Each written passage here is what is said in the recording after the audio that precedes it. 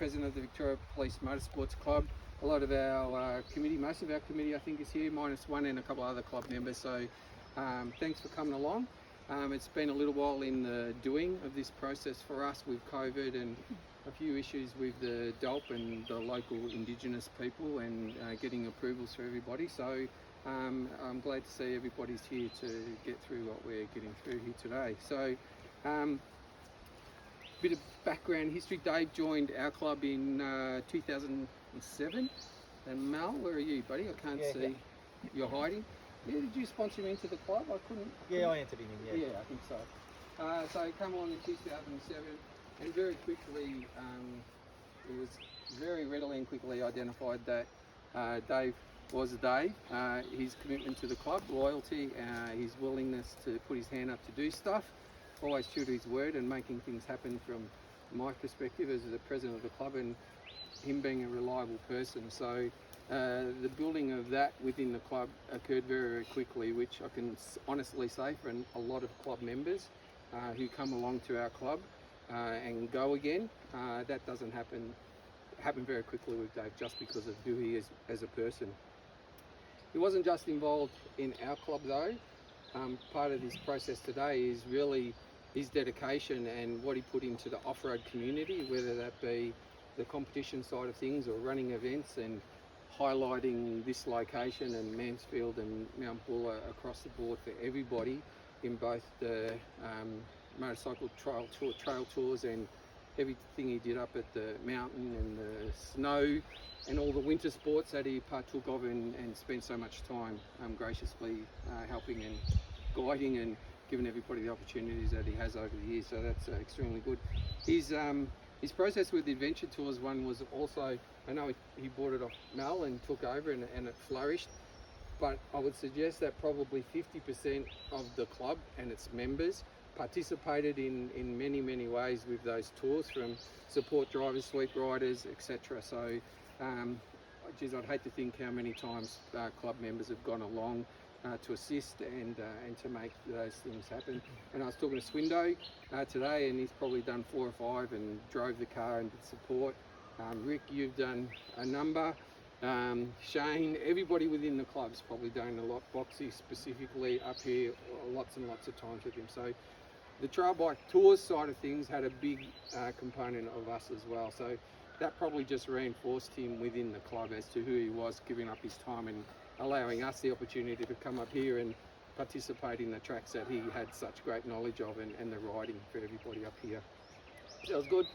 The Mansfield Motorcycle Club, I don't have a lot of history of what he was, but I know I was involved, most specifically with the kids. It was quite strange for a bloke who didn't have kids, that he was so focused on the kids' development and coaching and training.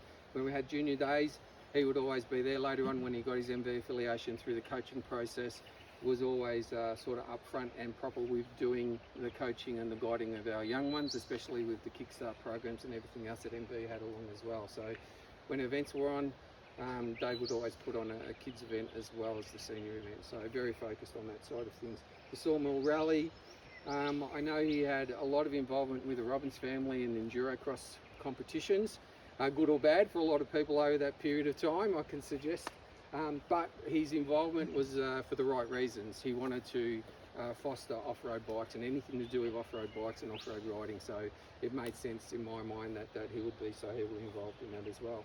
From an administrative process, Dave served a couple of terms, I think, on the Motorcycling Victoria Management Committee for the Enduro side of things, most specifically the Vic Off-Road Championships. Not only was he participating in many of those, but was also responsible for a lot of the administrative processes in behind with MV. So I know on a number of years, Swindo and myself had signed many of the nomination forms for him to get onto those committees. So again, putting his own time into the benefit and for the benefit of others in that area as well.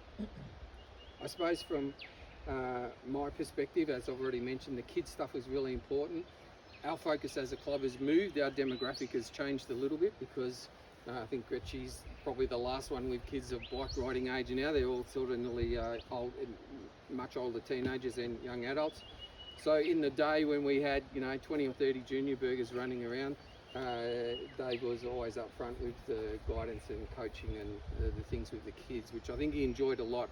I would suggest he probably enjoyed dealing with the kids more than he did with trying to round up seniors to do the right things on events and doing the things that we do outside of what we should be doing.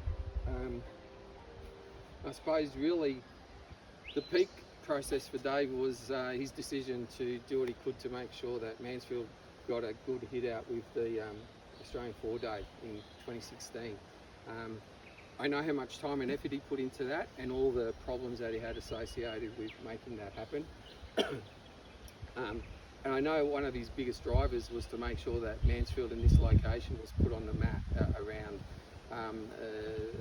the presentation of the locations for the running of that event. And I know it weighed heavily on him around the bureaucratic process for that, getting things happening along there. And I know that because I had several phone calls from him around management plans and risk assessments and control measures and risk mitigations and other strategies to keep everybody happy so that we can get permits to make these things happen. So I know how much headspace was used by Dave to make that work, let alone the physical stuff that he did out, marking out, setting up, liaising, coordinating and everything else that he did to make that event happen. And the administrative stuff was probably one of his biggest headaches, I would say, from that perspective, from my knowledge anyway. There's probably a lot of other stuff that Dave was involved in that I'm not aware of. I'm not a social media person, so I know a lot of stuff is shared around those platforms. So you probably have more knowledge around what he's been involved in and what he's had a hand in getting things up and running. So we'll probably talk more about that later at Merrijig.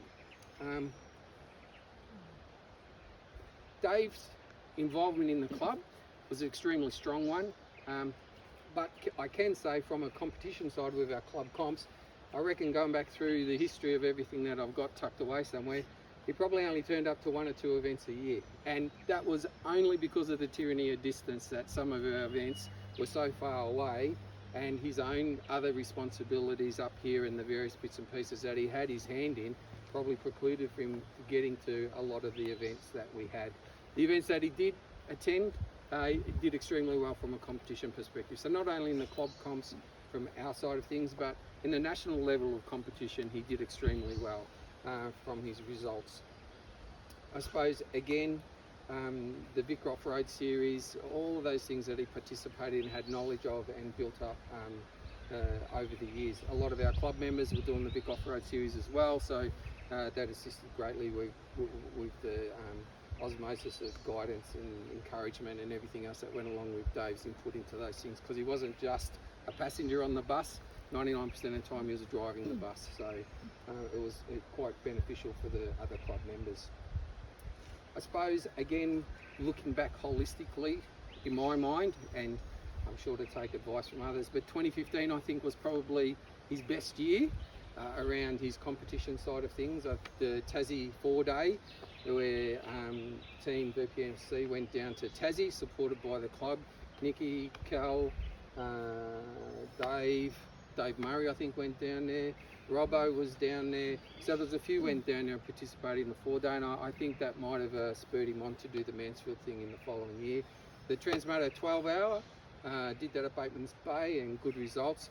Club comps again, to a high level, and in my mind, demonstrating who he was as a member of our club, he was also the recipient of our Arthur Mason Memorial Perpetual Trophy, which goes to the best clubman of the year. In 2015, Dave took that out as well. So there's a lot of names on that trophy, and Dave sits proudly amongst all of the history of this club. We've got a 60-plus year history, so there's a lot of names in there, and it's good to see that Dave is up there as well. I suppose from the competition and his event planning and everything else, that's probably where I'll leave it. We could go on for days, I would suggest, with everything that he's done. On a personal level, as I said, I've been the president. I was the president when he came into the club, and building trust in people that come into the club is extremely difficult from my perspective and my employment, I suppose, to some extent. But Dave built that trust with me very, very quickly, and he didn't have to work at building that trust. that's just who he was. He did what he did normally, how he interacted with the other club members, what he did for us as a club. So that trust was quickly and readily built, especially with me. And it's not an easy task to do, let me tell you, and the people who know me will tell you that. Callie's not here, so Callie and I have an association. I've known her since she was about 4 or 5 years old, where I used to throw in the pool at my place. She was our next door neighbour. So I've dragged her up through the motorcycling riding process, from motocross through to joining the club when she was about 15 or so, and bringing her into the fold of off-road and trail riding, etc. I still remember coming up here, her first club event, and I can't remember how old she was. We went to Wolf Maywood's property out of Alex, and I took her around on a siding lap, and she stopped at the top of the hill and bawled her eyes out because she said she couldn't do it. So I had to ride around. Anyway, so my history with Cal has been long. I will call her my quasi daughter. I don't have a daughter per se, but I've known her for so long and looked after her for so long. But obviously once she gets a bit older, and I'm an old fuddy-duddy and too slow and too old and too straight-laced in a lot of places. So it was good in my mind, given how I thought about Cully, that Dave took Cully under his wing along with Nikki and progressed her encouragement and making sure that the guidance that she received from somebody else other than me, because she didn't accept mine anymore, was appropriate, and I thank Dave for doing that as well. On a lighter note, I can always say that no matter what the situation, and Tim, you'll like this, Dave supported me wholeheartedly with the loyalty to Team Red.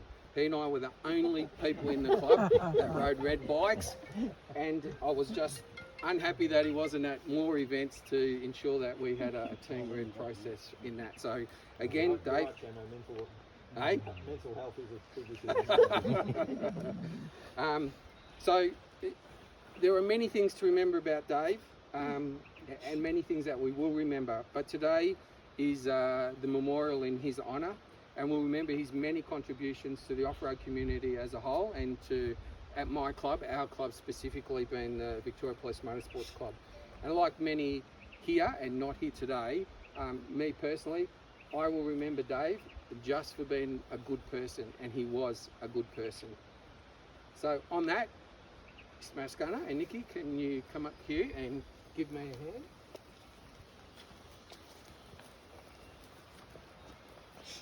You right, get up there, Bob? Yep. There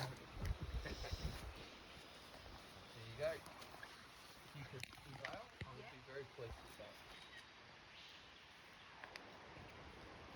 And it's a Beautiful. truly befitting Honda CRF clutch cover with a bit of bling. Thank you. Well done.